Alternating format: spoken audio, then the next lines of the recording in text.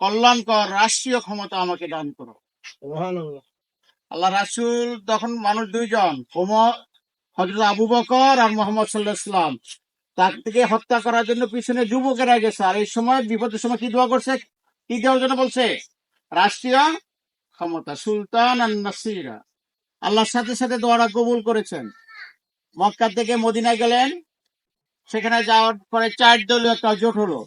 ইহুদি, খ্রিস্টান, স্থানীয় জনগণ আর মুসলমানরা মুহাম্মদ সাল্লাল্লাহু আলাইহি ওয়াসাল্লামের নেতৃত্বে এই 4 দলীয় সরকার গঠন করার পরে মদিনাতে এই রাষ্ট্রপতি কি হয়েছে? মুহাম্মদ সাল্লাল্লাহু আলাইহি ওয়াসাল্লাম। পথে দোয়া করছে যে আমাকে রাষ্ট্রের ক্ষমতা দাও, প্রেসিডেন্ট বানিয়ে দাও। যাওয়ার পরপরই আল্লাহ প্রেসিডেন্ট বানিয়ে দিলেন। এরপরে মক্কা থেকে হিজরত, আবার মদিনা থেকে মক্কায় চলে আসলেন।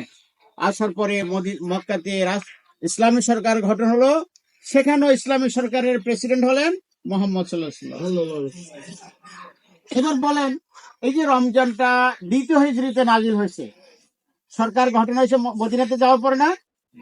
সরকার গঠন হয়েছে কখন? মদিনাতে যাওয়ার পরে। সরকারে যারা কাজ করবে, অফিসার, মন্ত্রী থেকে শুরু করে সবাই পরেজগার হতে হবে, তাকওয়া সম্পন্ন লোক হতে হবে। এই জন্য আল্লাহ রাব্বুল আলামিন মদিনাতে রোজাটা ফরজ করবেন। যদি আমরা সবাই তাকওয়াবান পরেজগার হয়ে আল্লাহকে ভয় করে চলি, আর আমাদের যারা প্রশাসনে আছে, মেম্বার, চেয়ারম্যান থেকে শুরু করে এসপি, ডিসি, মন্ত্রী যারা আছে, সবাই যদি আল্লাহকে ভয় করে চলে, তাহলে বলেন সমাজটা কি উন্নতি হবে না অবনতি হবে? এই সমাজটা হবে একটা বেহেশতি সমাজ। এই জন্য রোজাকে ফরজ করা হয়েছে। সমাজে যারা কর্মী তারাও আল্লাহওয়ালা হবে, যারা নেতা তারাও আল্লাহওয়ালা হবে। কিন্তু বাস্তব চিত্র কি দেখি আমরা? বাস্তব চিত্র দেখি আমরা যে যারা নেতৃত্ব পায় সমাজে, যত প্রকারের চুরি আছে, গম চুরি থেকে শুরু করে সবগুলো ওরাই করে। ডিসি সাহেব একই অবস্থান, এমপি সাহেব একই অবস্থান। একটু আগে আমার ভাই বলছে, একজন পিউন, ঘরের চাকর, তার মাত্র 400 কোটি টাকা আছে।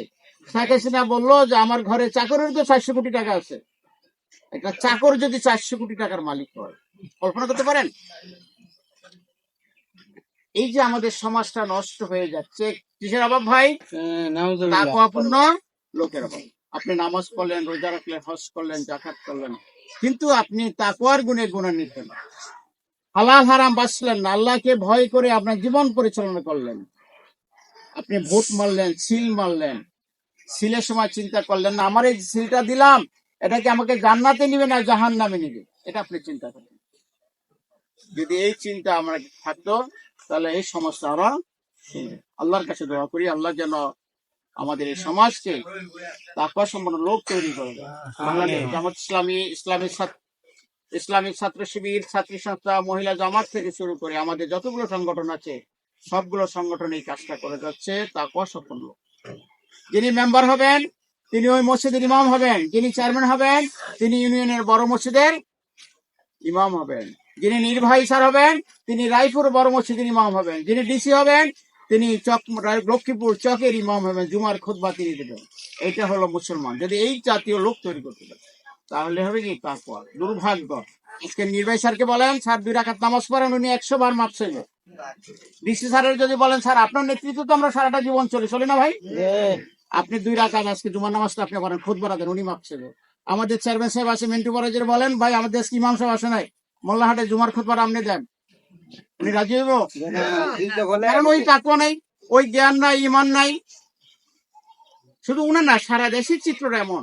আল্লাহ আমাদের সবাইকে সহায় হন, ইহজগতের কল্যাণ ও পরজগতের মঙ্গল দান করো, আমিন।